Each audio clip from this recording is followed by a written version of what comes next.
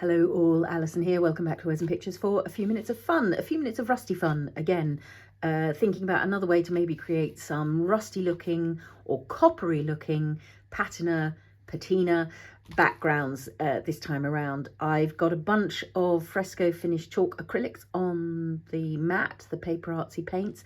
I've also got a couple of others hanging around from DecoArt that may or may not make it in. And I've also got some distress paints hanging around that may or may not make it in. Again, I just want to say this is not about going with a massive shopping list and getting all these. You don't need all these colours. I just pulled out some that you might want to think about having a look in your stash for, see what you've got, see what kinds of different paints you've got. And one of the joys of this is the playing. Again, I haven't done precisely this ever before. I've done versions of this and variations on this. I'm going for another journey today, and I'm going to be doing some fairly simple brayering. This is a very messy brayer, and for the purposes of this exercise, that's what I want. We'll do some simple brayering from the mat to the papers, but also I'm going to be using gel plate, just this small one, to just get little touches of printing using brilliant method. The master of it is Seth Apter. His painty layers are astonishing using gel plates, and I'll link below to a video where you can see him doing it himself, so that you can really check out the master in action. But I just think it's brilliant. I was lucky enough to play with him last year at the Creative World Trade Fair. He was over, I was over. He's also a designer for PaperArtsy. His stamps are amazing. We used some of his die cuts actually last week. So yeah, we're having a Seth Apter deep dive clearly on the channel at the moment. So yeah, we're going to play. I've got a piece of my fairly cheap or mid-range watercolour paper that I've cut into 4. This is a piece of the Distress Heavystock Media paper, is that what they call it, by Ranger. We're going to use a couple of those and a couple of those, and we're going to save the rest for another rusty playtime. I'll pop those to one side. And yeah, I'm just going to kick in. The key to this is layering and keeping going, I think, is one of the things. I think what very often happens is that it's easy to fall in love with what's happening and quit while you think you're ahead, and actually it's the joy can be in just going that little bit further than you thought you ever possibly could. So I'm going to try and line these up so that I can reach them without constantly reaching across your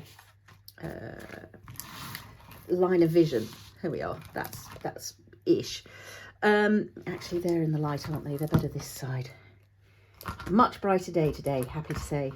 Sunlight on the snow. We've got little bits of snow left. So this is verdigris, which seems, given that's the word for decayed copper, that seems like a good place to start.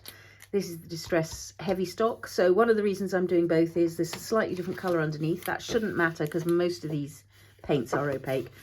And then the watercolour paper's got a bit of texture, so that's just going to give us a different look. So the reason I say the scabbiness of the brayer is good is because I'm not looking for smooth coverage here. I'm looking for messy, textured deliciousness like that. So that's one piece of Distress Heavystock, and I'm just gonna, yeah, let that be layer number 1. Nice messy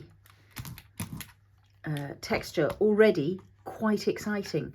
I'm gonna sort of keep at least one piece mostly verdigris, so coppery patina layers. I'm going to keep at least one piece principally rusty, and then I'm maybe going to do a couple of pieces where we work with both. So I'm just looking to build up some variations. So yeah, if that's going to be principally verdigris, this one can be a mixture of both. One of these will be principally rusty and the other one a mixture of both. So I'll end up with 2 that are sort of a mixture and 1 each of verdigris and rust. And you can see this can be a really meditative process as you're doing it. It's about sort of tuning into the colours, enjoying seeing how they sort of play and interact.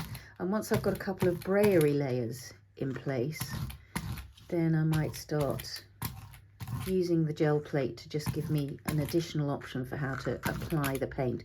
So you can see, I'm just going to hold these up.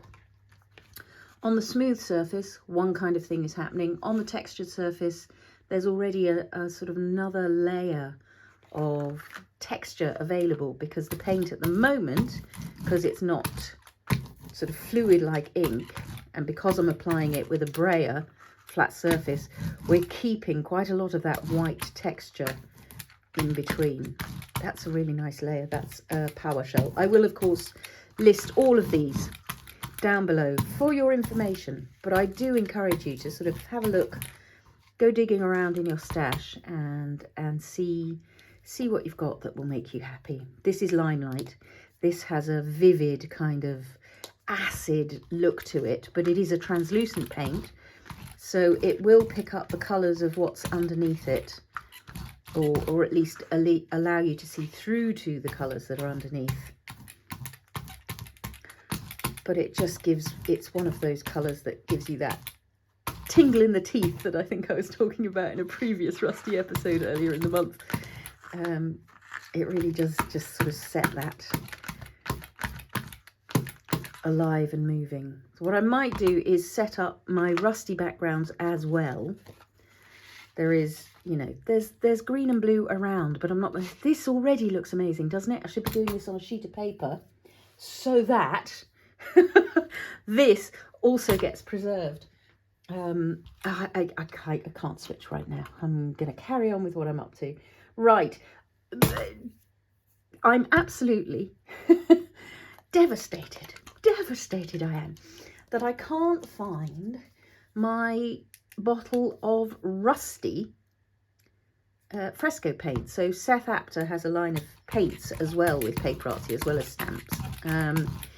And he, quite a recent addition to his line is one called Rusty, and it's magic, obviously, for this. It's sort of an opaque rusty colour, so somewhere between, I guess, a mixture of pumpkin soup, toffee and autumn fire, something like that.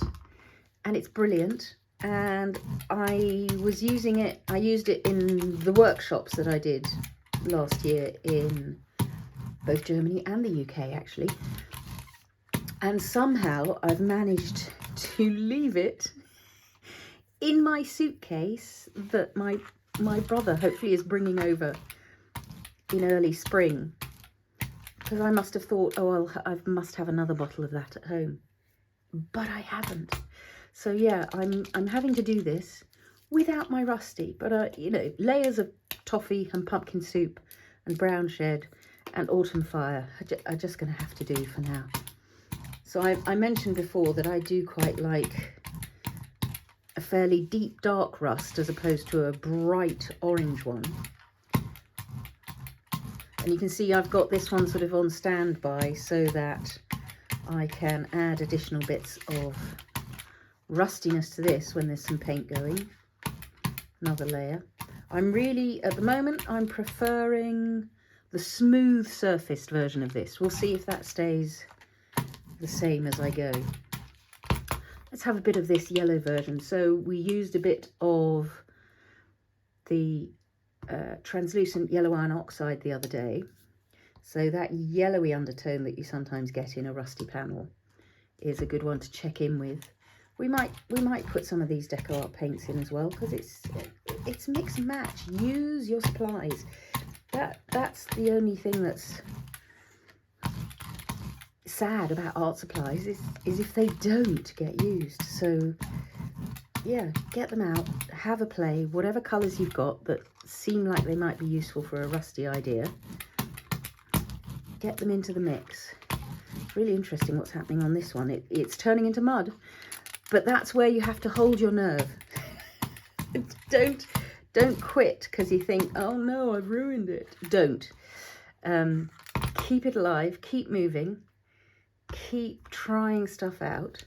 Sometimes, ironically, even with a Rusty surface, what can rescue you is a layer of white in the mix. This is Mahogany, and the nozzle is slightly blocked, so I'm just going to put it out like that and clean up the nozzle later. I don't want to stop and clean up nozzles right now.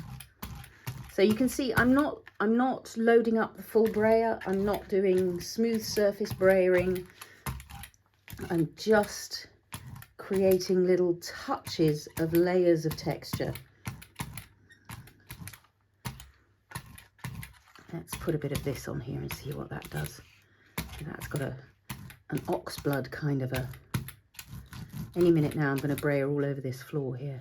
When I say floor, I'm working on the craft table, but I've got a piece of flooring. See, that's quite nice coming in from the edge there, isn't it? Look at that texture there. Grand. So it's really interesting, this exploration on the watercolour paper, because it's keeping all that white in. It sort of keeps the colours present, but as a result, there's almost too much white on there at the moment. Interestingly, the pumpkin soup went down into the gaps. The other thing to remember about that is you absolutely don't need to stick to just paint. If when you've done your painty layers, you want to add some inky layers over the top, of course you can do that. In fact, I think in the video I'm going to link to of Seth's, he does do exactly that. Adds some sort of inky textures later on. This is all about playtime. This is all about exploration and finding out what makes you happy. At the moment, the watercolour texture paper is not making me happy, but we'll see where we go. Every now and then, through this process, I like to have a little clear up, as you can see.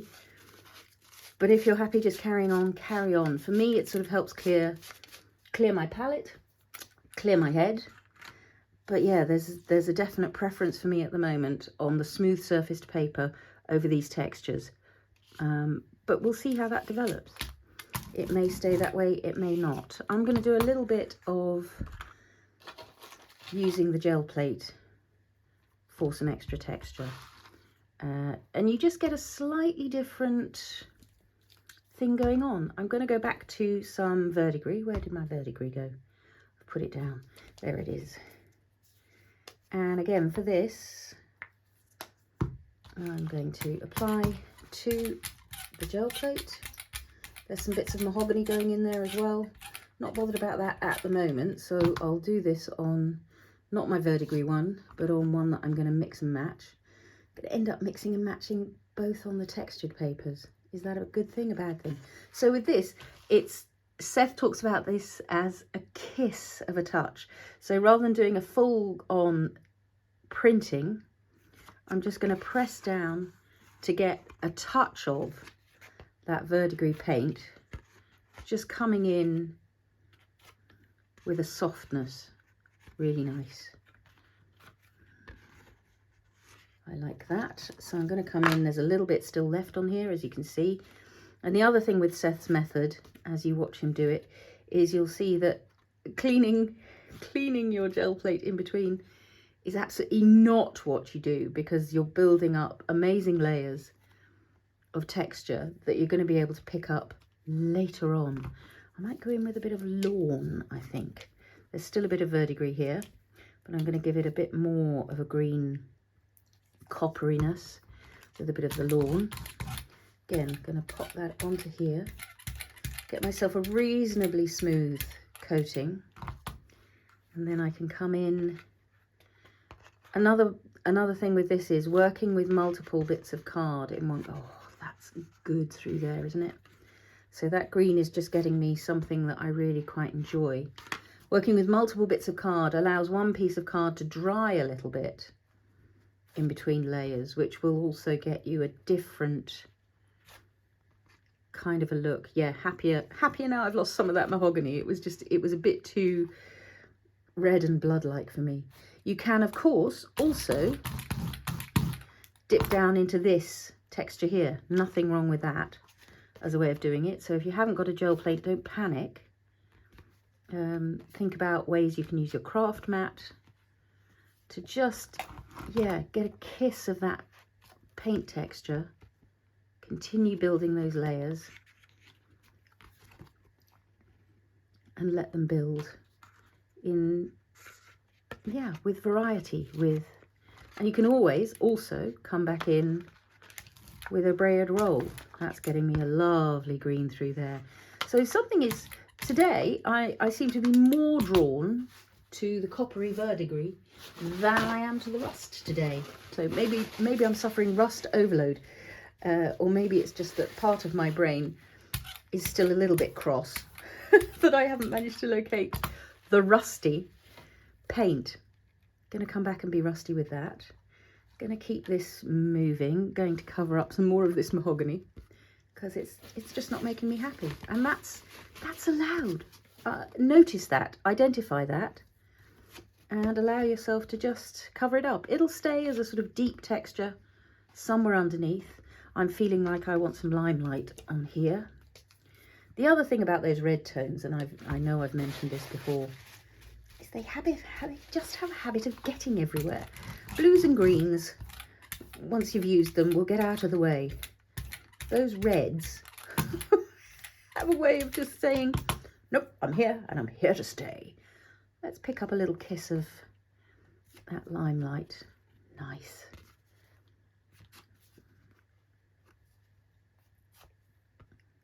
Just finding those textures. And yeah, I'm going to put some through the middle here. That brightness there is really nice. A little touch of that down the side. Edges are really good.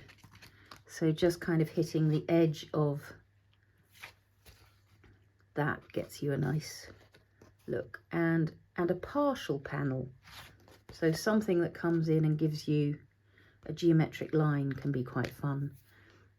I want something quite pale, and let's try some Aquamarine. I want something that's just going to lift this one over here a little bit. So I've got Aquamarine and Limelight now.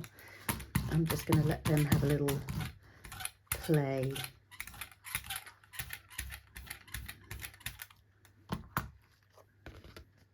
That's still quite damp, so let's pick it up on here first. Little kiss down the side, nice. Kiss through the middle. Love that. So that little streak where perhaps a raindrop has trickled down, and that's the thing that has caused a different kind of decay on that piece. Yeah, I'm definitely going to add some to here. That was a more fulsome press, so it's picking up texture. Still a little bit troubled by these white dents in my watercolour paper. It's just slightly annoying me. Ooh, but that was nice. So again, those sort of partials can be really quite effective. I'm really tempted to go in and get verdigris on that one as well, but I'm not going to. I'm going to use up the paint that's happening at the moment. And then, yeah, come back in with some rusty colours in a minute. Oh, look, that's nice. So just switching back and forth between the brayered addition of texture, that's starting to make me happy again.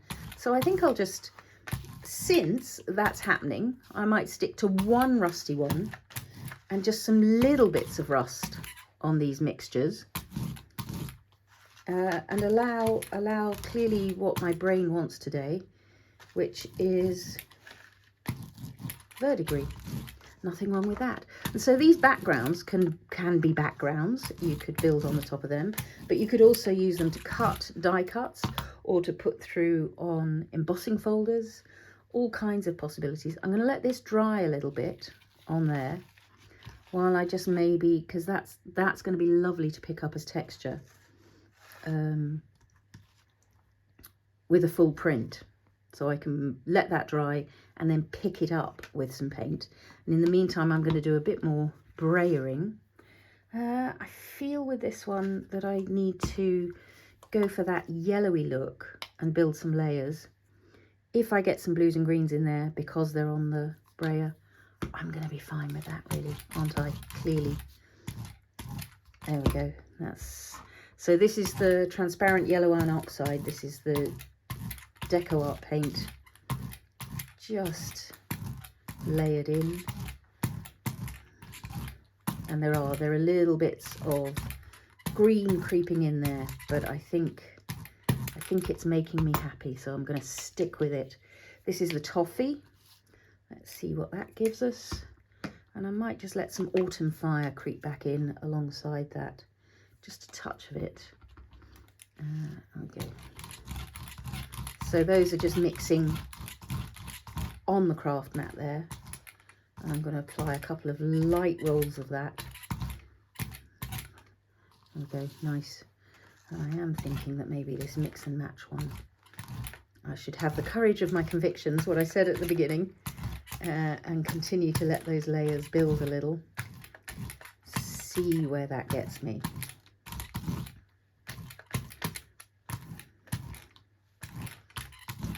Yeah, that's coming back to a place that I quite like. Might pop a little bit of this transparent yellow iron oxide. I keep getting my transparents and my translucents in a mess today. I'll let that join in the game.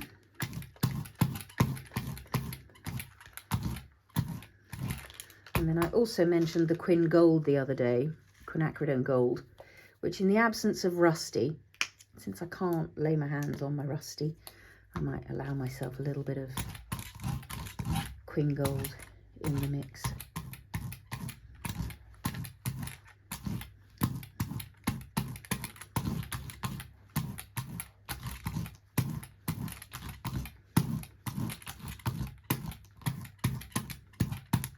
Nice.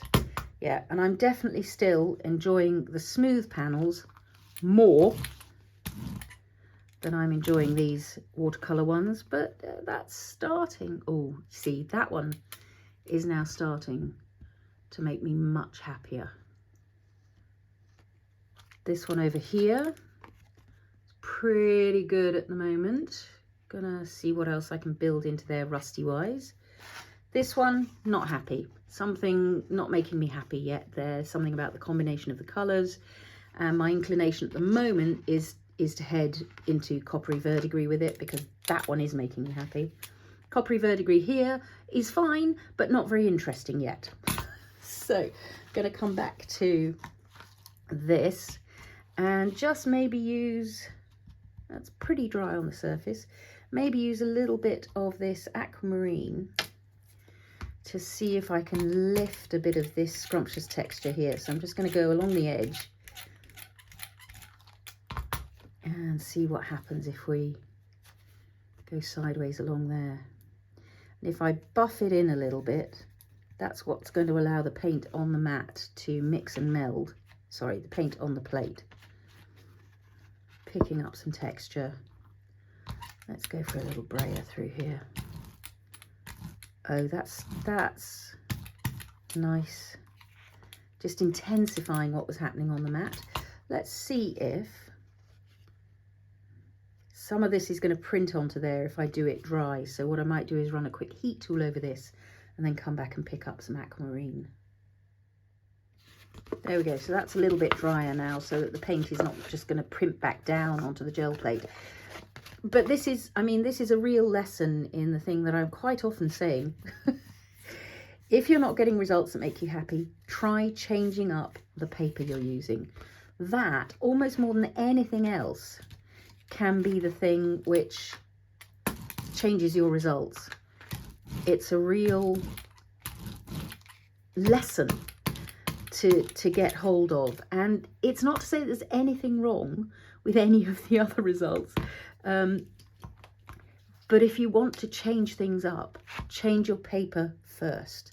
That would be my advice. Change up the paper and see how that changes what you get. I'm going to go with a bit of verdigris and a bit of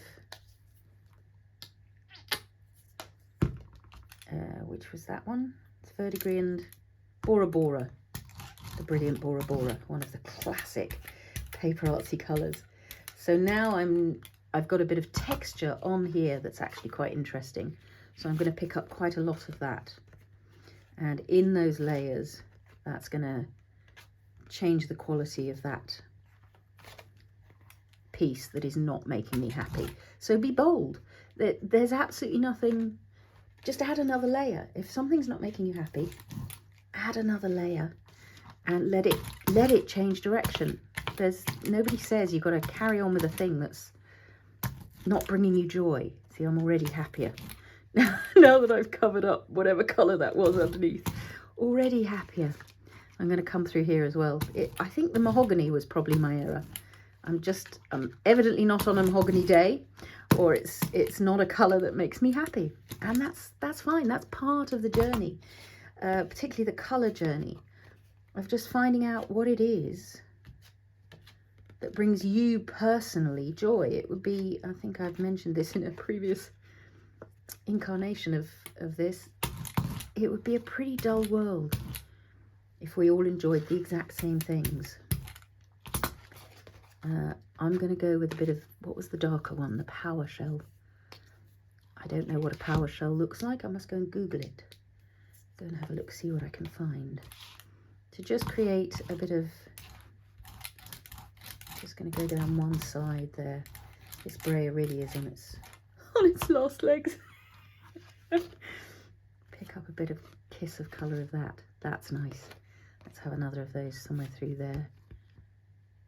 That's creating a lovely variation. And one of the good things about the watercolour paper is it's creating a texture on the gel plate that is quite interesting. So that as I pick it up, it's got a different thing going on, but I do want a bit of that Paua shell just adding texture through here. So a brayered background, simple brayered background. You don't have to do the gel plate bits at all. You can, with your brayer, create incredible textures. Really, really tempted to just put a little run of blue through here. Look how that kiss of blue brings the rustiness alive. That's magic. And I'm sort of feeling like I might want that lawn back.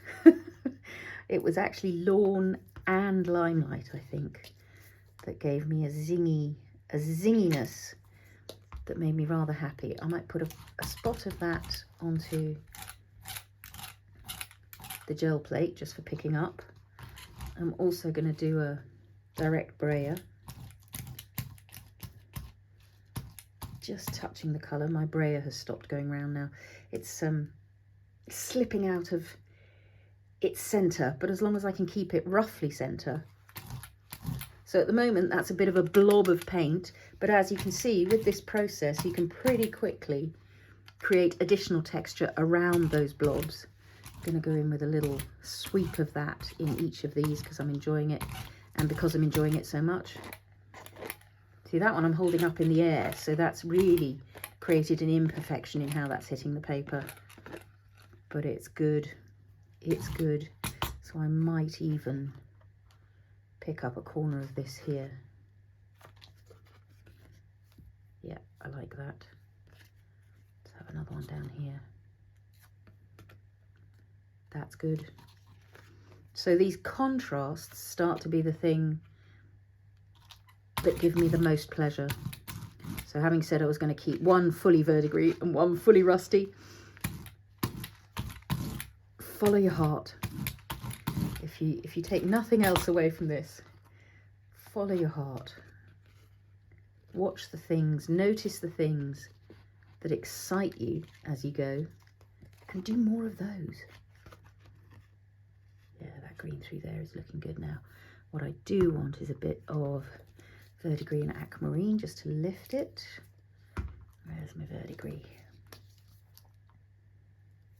And get messy. I mean, we're off again. You can't make an omelette without breaking eggs. You can't get yourself to a happy place. I'm just going to move this to one side. Look at this mat. I should definitely have used some waste paper under here. Some mop-up paper. Oh well, another day. There we go. That layer made me happy. Let's pop another onto here. So that contrast between dark and light is the other thing that's going to bring you joy. Letting those pale layers have a presence. So where I've got those big blobs of green, I'm just going to break them up. Going to come back in with the gel plate and just pick up maybe a kiss of colour along this edge. Yeah, that's nice. The back of this is almost as good. Look at that. Yeah, what is it I want on this one? I'm going to set it aside and just have a think about what it might be. I think maybe there's too much green going on. Too much green now, as opposed to too little green. It might be a question of something turquoisey. Might be a question of something yellowy. Oh, that's risky. We know how I feel about yellow. Maybe I should go Limelight first. She chickened out. But it's not, yeah, she chickened out. She went with the thing that is more likely to give her joy. Let's go with that, shall we? That's doing quite a good thing. There we go. Bit of texture. Going to pop a bit of that on there so that I can use it to pick up onto here. Just maybe through the middle there. Yeah, another painty layer. And really, as you see, you could, and I know Seth does, do this for hours. And it's not finished even at the point when you stop for today necessarily. You can come back another day, look at the background and add a whole bunch of more layers. So that rip and peel is quite a nice way to just let, oh, that's good. Let's have one of those through that corner. Up into there. Yeah, that's starting to do really good things now. Might put a little. So changes across the plate so that it's not too homogeneous. I think that might be what's wrong here.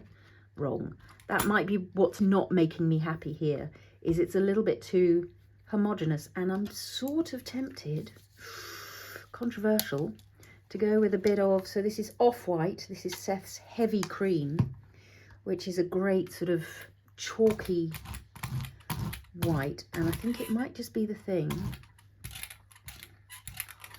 that gives me a sense of highlighting through some of this. I'm going to be sparing with it to start with.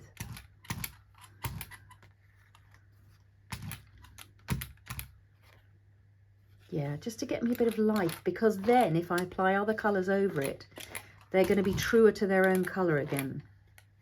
That's breaking that up in a way that's making me quite happy. So I'm going to try it also over here.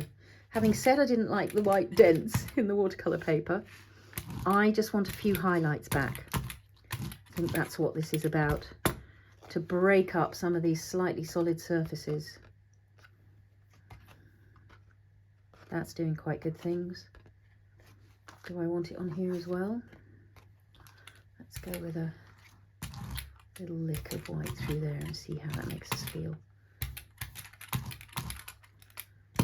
It's giving me a highlight, which is quite nice. That's a pretty good rusty panel. Enjoying that. Let's have a look. If only I had rusty here. That's the one I want. Isn't it interesting? I'm sure if I had rusty here, I might not even be using it. But because I haven't got it here, my whole brain is going, oh, I need rusty. Can't do this without rusty. Oh, that was a good hit. This is back to the Aquamarine. And because I've got those white highlights now, that's nice. I like that. Yeah, might pop a bit of that through here as well. And what's wonderful about this is you get sort of moments on these panels that just really lift your heart.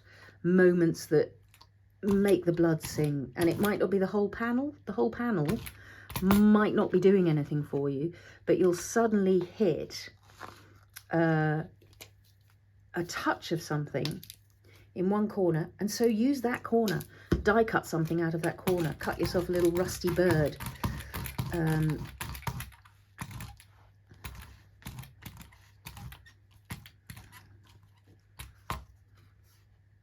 Yeah, I like that.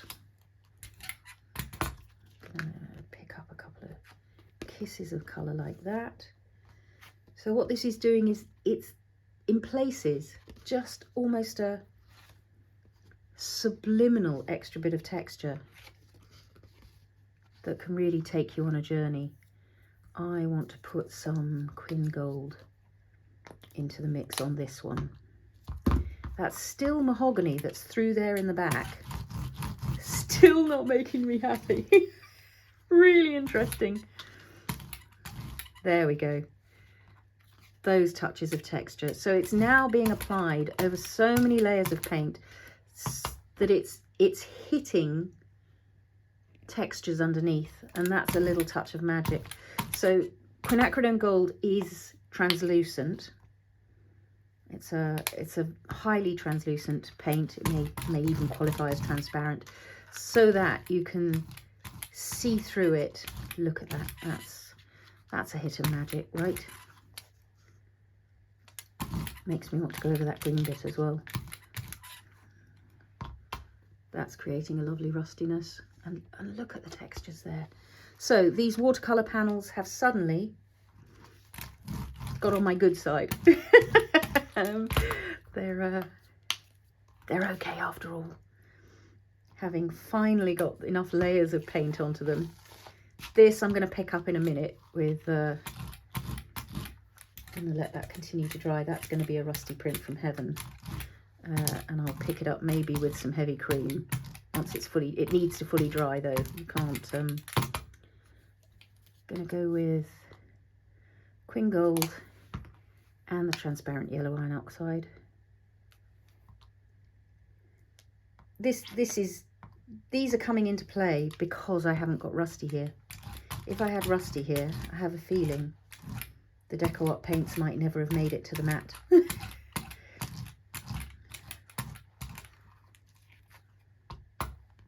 That's doing good things now. Really tasty. I want a bit more over here. Just picking it up in a couple of places, not liking those blotches. I'm just gonna, yeah, there we go.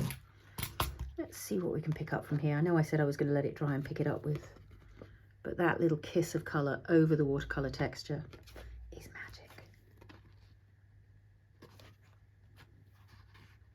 Good.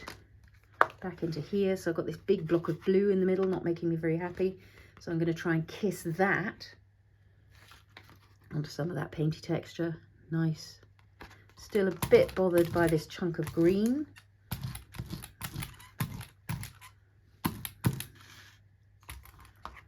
Let's see if I can pick something up from the mat even.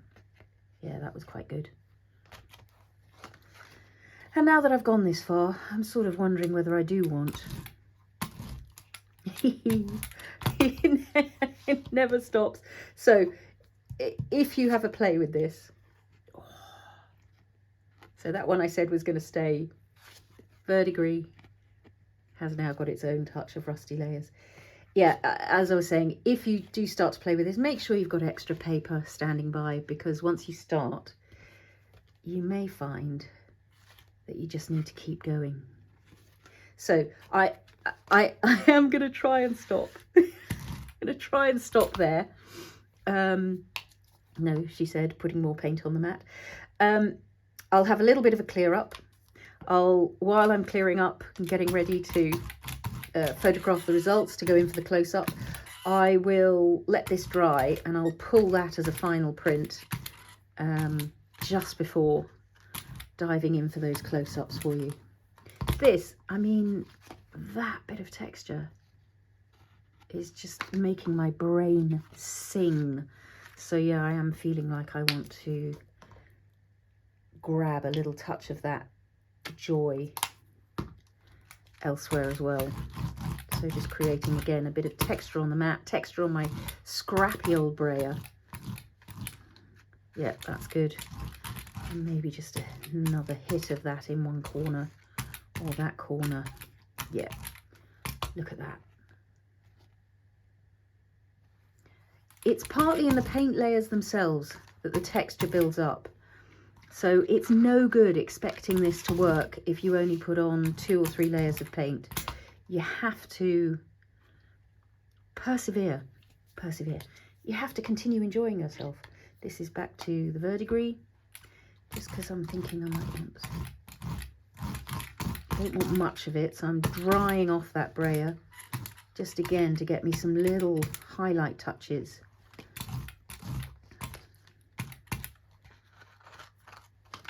Of that verdigris. Yeah, that's good. And maybe over here. I don't know that I want to mess with this one too much. I'm enjoying it. It sort of wants a slightly yellow tone to it, I think, somewhere. So back to the transparent iron oxide. Bit of texture. I am now trying to resist putting anything else on here. I'm just going to let that dry and pick it up. Okay, enough. I'm stopping. You can see how you could go forever. I'm going to pick that up from the mat. Yeah, why not? Here we go. Playing, building layers, enjoying the textures that arise. So yes, I will dive in for a close-up. As always, I will leave details of what I've been playing with in the description below. Do check out Seth Apter's video. He is the originator of lots of the inspiration for this particular episode. Oh, did you just see that come to life? So yeah, go and check out his incredible work. If you don't know Seth, there's a treat in store for you. I know I said I was going to let that dry, but I can't resist another little pickup. Grand. Time for clearing up. This, I'm slightly sad and I'm wondering if there's a way I can pick it up.